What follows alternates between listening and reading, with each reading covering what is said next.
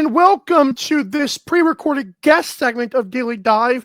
This, of course, airing on Thursday the 20th, being recorded on Wednesday the 19th at about 4:50 p.m. and change.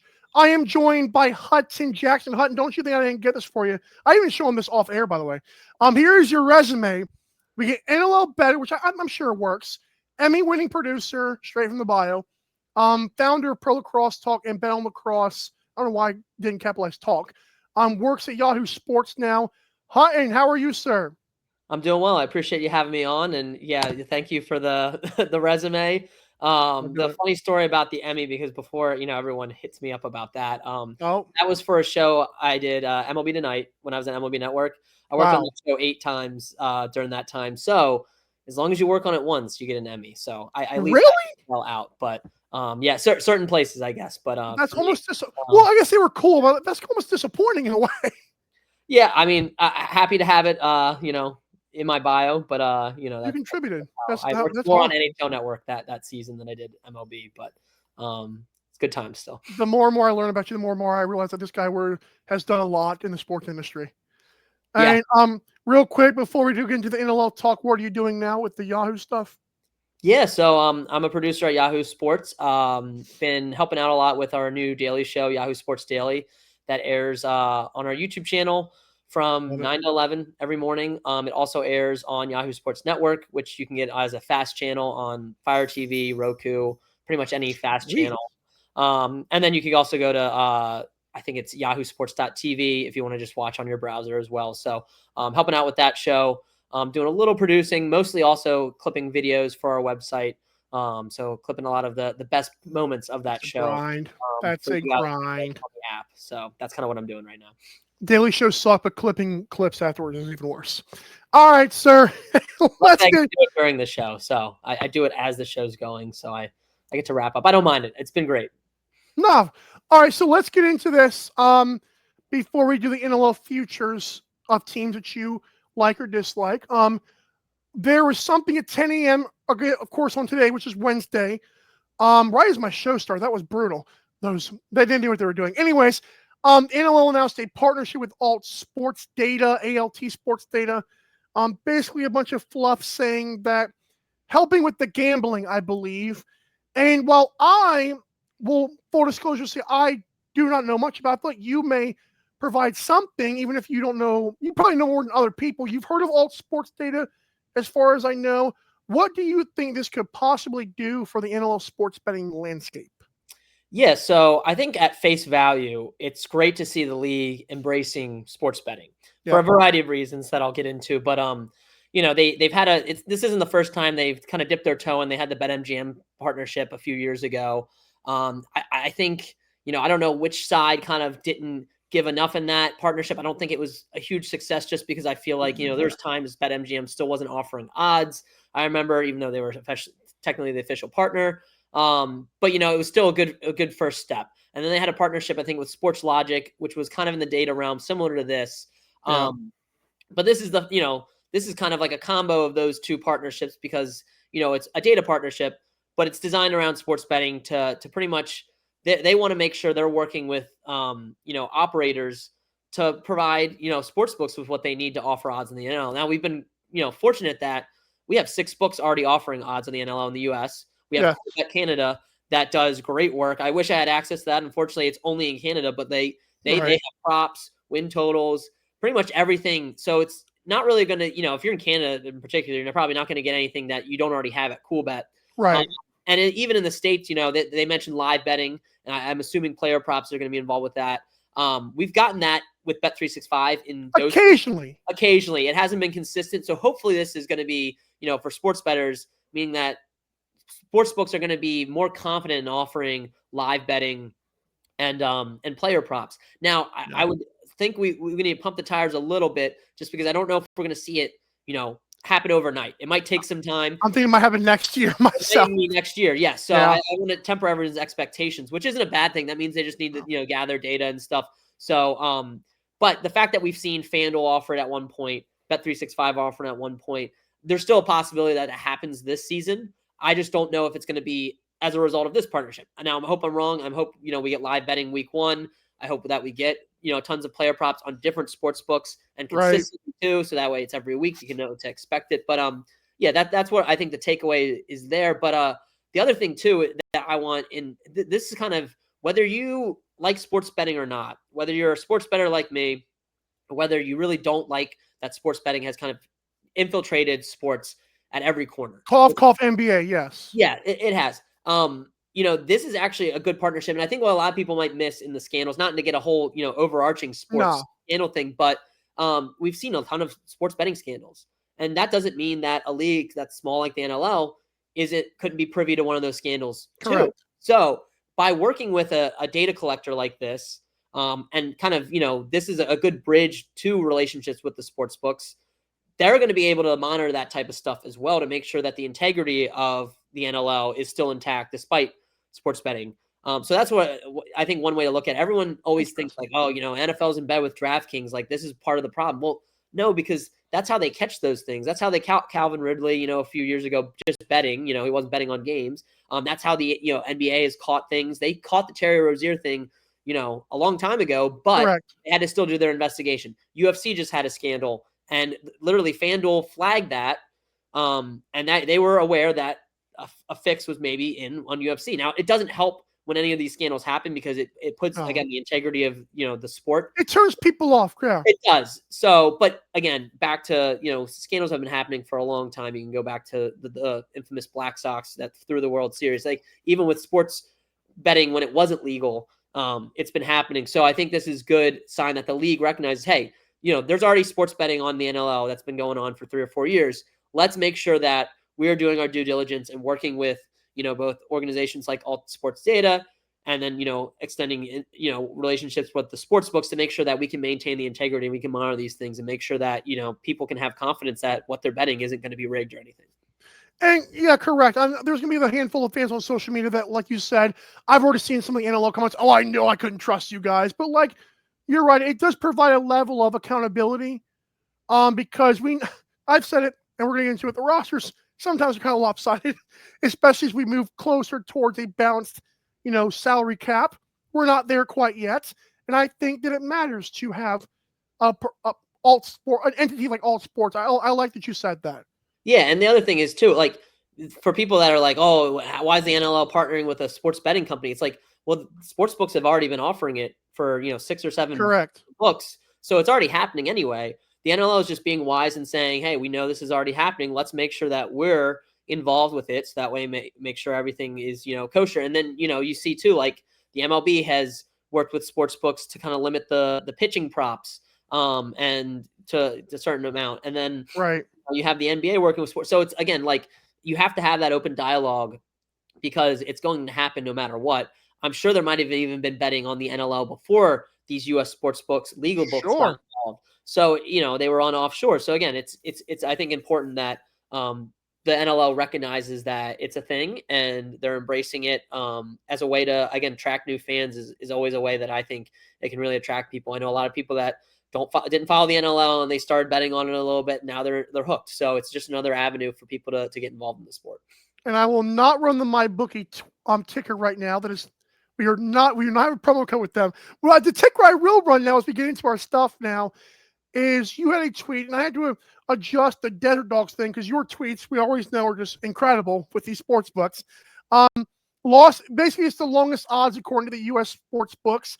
And the only one I saw that really changed was Desert Dogs went from plus 4,500 to plus 4,000. Still long, which we'll get into them. In fact, you want to do them first, Las Vegas? Yeah.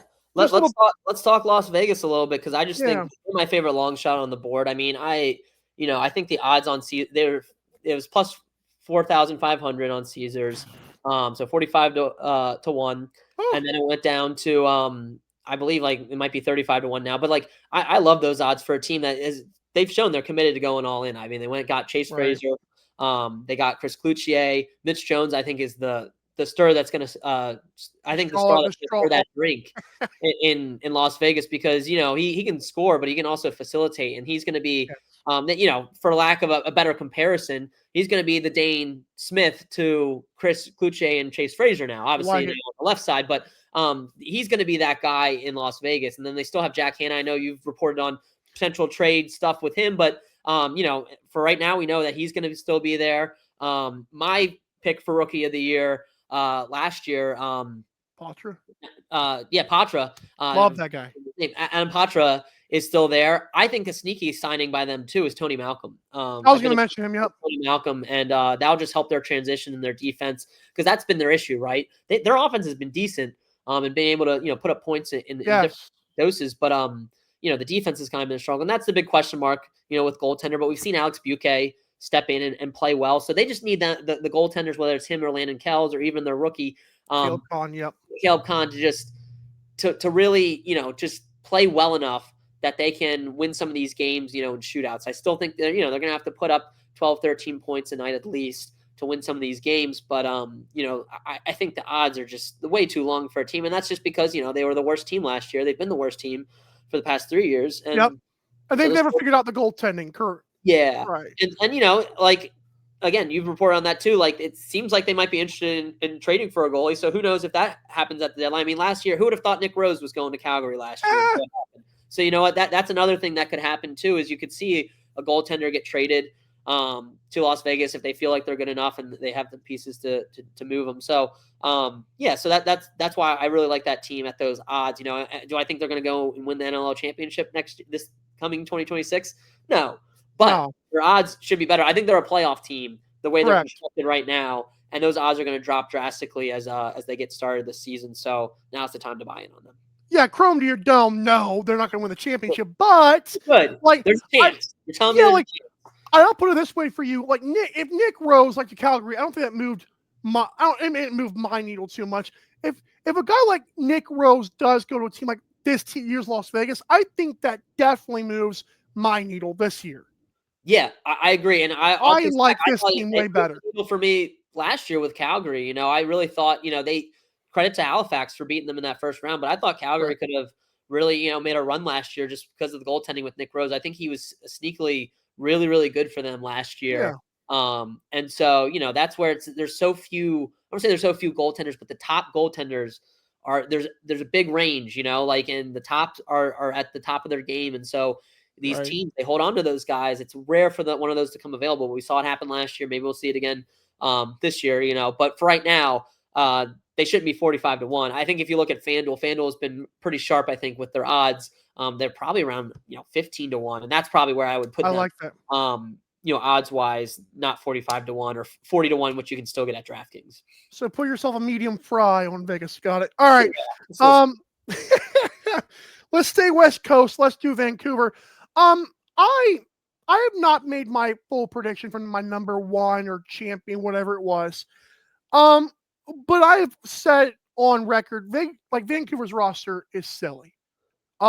When you can keep Claridge, who's amazing, is a budding star, keep Keegan Ball, keep Del Bianco, who's now sticking around, add his buddy Shane Simpson, add all the guys like Curtis Dixon, all them guys. Oh, and Peyton Cormier, he used to be really good in college, is still there. It's ridiculous. How are you feeling about Vancouver right now, man? I mean, it's hard to not look at them as, if they're not the favorites with Buffalo, they're right there, I really think and that's where looking at the odds is they should be much closer to Buffalo. I think you still got to give Buffalo the respect as they're the best team still in the league. And I know Daddy's back. Frazier and Chris Cloutier is being. I just talked about how that's going to impact Las Vegas, but they fill those voids pretty seamlessly. They bring in Ryan Benesh, into that offense. Obviously he's up there in age, but I don't think they're going to miss Cloutier and Frazier a whole much. You still have Dane Smith and you still have Josh Byrne. You're always still going to be competitive, and you still got Matt Mintz. That was another piece that was keep your eye on was he going to retire? Was he not? The fact that he's back, he's still played at an elite level. He's had some games the past couple seasons where, he's laid an egg, but he always bounces right back. And it's his version of laying an egg is an average goalie's 77%. This guy. So it's they're still the top team in my mind, but the odds reflect that. I don't think the odds, at plus 900 reflect that for Vancouver. Because again, these sports books are setting their odds, and then they're just kind of, not really looking at them. FanDuel's one that is going to move pretty quickly. ESPN Bet, which is soon going to be the score, they do move, pretty quickly in reaction to news and stuff. But some of these are just they set it and forget it a little bit, so you can find some value. But yeah, plus 900, I like them. I think they're as low as plus 700. I still probably like them at that. I just think it's them and Buffalo are the top two teams. And I think then there's not a huge gap, but a gap between those teams. Even, between them and Saskatchewan. I think Saskatchewan's going to be good again, but I just think it's Buffalo and Vancouver and then everybody else. So they're a team that I want to get in, and, you can talk me into getting in on Buffalo too. I put a little bit on Buffalo as well. Sure. Not a ton, because I do think their odds could get longer, whereas Vancouver's one, I just don't know if you're going to get longer than plus 900 odds if they get off to a hot start, which I expect them to. Correct. Even if Del Biego's getting whole shot at him in preseason, we'll be fine. I was just having fun with that one. Well, that's another thing too, is I think with the preseason is just take that with a grain of salt. Guys aren't always playing and stuff. It's good to watch them, and it's good to, gather intel as a better on that. But again, these results they don't necessarily mean anything. So it's good to get yourself up to speed on the current makeup of these rosters, but the results are not very relevant. And for the record, NLL Plus, in all its glory and godship, does actually have one of the Vancouver games as a replay. Mm-hmm. So that is nice if you are going to look at them. I prefer actually just look at offensive players, how they look. Goalies are not going to really go all out, in my opinion. But I think offensive players like a Claret or Cormier would be great to look at, in my opinion. Yep. Let's go east. We got two teams out there to talk about. First one, I want to do Oshawa. And you're kind of, I believe, going to say what I want, but let's just say Alex Simmons and Ty Kurtz are alive and breathing and fine. Doug Jamieson is probably one of the best underrated goalies in the league, which doesn't even make sense. Tell me about Oshawa. Do you like or not like them this year? Yeah, I mean, this team was in the NLL finals 2 years ago, and the roster hasn't changed that drastically. I think you got to look at last season, and I think I wrote this in my article. It's you could look at last season and say they lost so many of these close games. They couldn't finish in the fourth quarter, blah, all this stuff. They took a step back. I look at it as they had a tougher schedule because they made it to the NLL finals. The schedules get tougher if you are one of the top teams, with, playing opponents twice. I think you play 5 opponents twice, in game schedule. So you're going to play some of the top teams if you were one of the better teams last year. So now that they, didn't make the playoffs, they should have a slightly easier schedule, and then you never know what happens with injuries and stuff last year. But this team was decimated by injuries last year. Their defense, at one point, they didn't have Watkinson, they didn't have Nisha Murrah, they didn't have Tchaikovsky or all of them. John Rannigan. I'm not John Rannigan. I'm sorry, John Wagner. Right. Yeah, so they didn't have John Wagner, who I think was their best defender going into the season last year. So you get those guys healthy. You didn't have them. I don't know if they all played at the same time more than 1 or 2 games. They were all kind of in and out of the alignment. And at one point, you didn't have all 3 of them. You bring in Kyle Rubish again. He's 37 years old, so you're getting an older version of Kyle Rubish, but he still proved that he was a solid defender with the Seals last year. And he brings a veteran presence to a young team. But they're young, but they have that championship. They've already been there. They've already been in the NL finals. They have one of the best coaches in Glenn Clark. And like you said, Doug Jamieson is going to win you games, maybe that you shouldn't. So I just like everything about this team. They're fast in transition.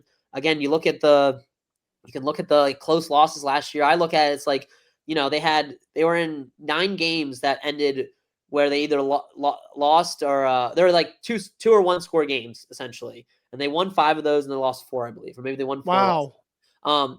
So 1 or 2 of those goes the other way. They're in the playoffs. And 7-11, yeah. Run. So, that's the thing. They were very close to making the playoffs. They're a lot like how Saskatchewan was 2 years ago, is where they just barely missed the playoffs. You could see the pieces were there. Obviously, the Firewolves have already done it 2 years ago, so it's even more losing. But you could see this team is still way closer to the top than they are to the bottom. Now they have a more favorable schedule. They just got to put it all together, and and you add a guy like Rubish and then keep your core intact. I just like them at 1,600 right now. I just think there's value there. And again, a team that I'm kind of lower on is the Philadelphia Wings. They play the Wings twice in the first 3 games. So 2 of the first 3 games are against the Wings. And if you think the Wings aren't going to be that great, it's a good time to buy in the Firewolves before the season.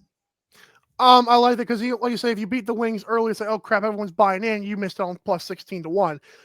Before we move on to the Wings, just to capitalize on that, I did want to mention that Dyson Williams obviously still exists. Will Johansson was a guy, if defense got any love, he was up there with Potter in terms of like underrated rookies of the year potentially. Just amazing last year for the record. He was great. And you mentioned Dyson Williams, who ended up winning Rookie of the Year. Like, correct.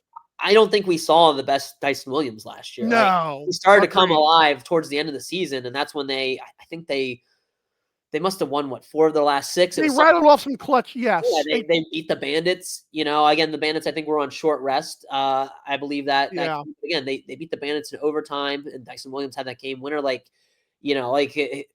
Not seeing a fully capable Dyson Williams last year, like him at his best, is a scary thought because he played really, really well last year and won NLL Rookie of the Year. So I just think, I think they're going to take another leap. A few of the other teams that are in there, I just feel a lot more confident too. And that we've seen it before with this roster, as opposed to, Ottawa's one that's interesting. I don't know what to expect from them. I think they might be better actually than maybe a lot of people are giving them credit. But I need to see how Dan McRae comes in as coach. They traded for Rob Hellier. How's he going to impact this offense and stuff? Right.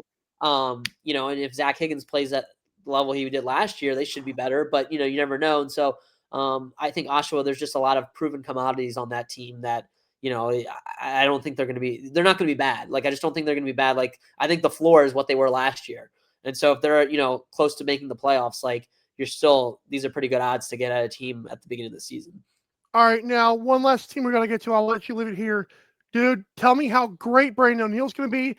Tell me Joe Rez is going to score 80 goals. Tell me what I should bet the Wings at plus 2,200. I'm ready. I'm going to tell you not to. I don't know what this team last year. I think you saw it pretty early on. That offense was so elite, but the defense was so lacking. And a lot of the issues that plagued them in previous seasons were still there, even with personnel. I was higher on them last year going into the season. Not I didn't love them as a potential championship pick. No. I thought they were going to be better based on they got a lot of pieces from a solid Panther City defense. Yes. In the expansion draft, they traded some guys. Trade for some guys. I thought Nick DeMood was going to be solid, even though you trade away Higgins. I didn't think it was going to be that much of a drop off from Zach Higgins. Correct. And the defense just still had issues. And then they ended up making those 2 trades, for Corbeil and Desnew.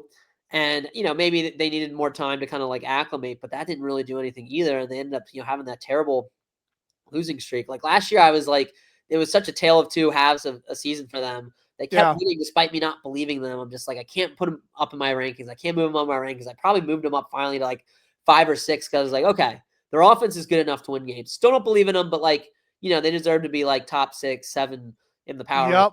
And then they just start losing, and it's yep, there it is. That's the team that I expected from what I had seen because they had won these close games and were winning with their offense, but the defense just still didn't look right. And so I just think.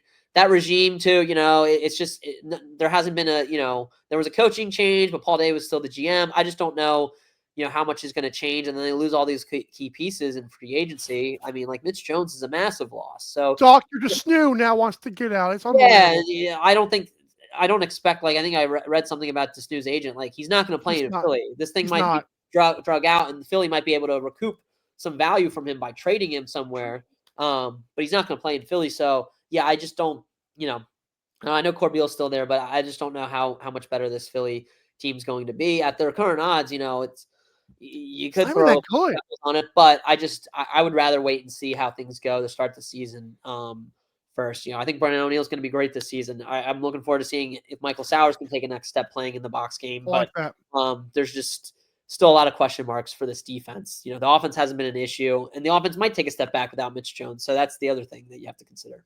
It's rough because Reza Terrence, he's really good, but he's not a facilitator. At least wasn't last year. Yeah, he's still gonna put up points. Sure. So I'm glad they kept him, but it's just he can only do so much. It just feels like they lack depth, and that's kind of what you need in this league. Fair enough. Hutton, thank you so much, sir. Go Baltimore, Ghost Crabs. I'm in the Maryland area. I had to take an unbiased shot. Yeah, I got the old Baltimore Thunder shirt. I like that. So repping the Baltimore when they had a team. I know I tweeted out recently. Ted Leon says should buy a team. He's the owner of the Capitals. So I did see that was great. Yeah, I'm a Baltimore sports fan, not a DC sports fan, other than the Capitals. So, I will say that DC sports fans aren't the greatest. I think Capitals are very loyal, but maybe not the best market. You really got to get those Caps fans to buy in if it's worth it bringing them a team. Probably better markets, but I can wish. Correct. Thank you so much, Hutton. Appreciate it, Mike. Thank you.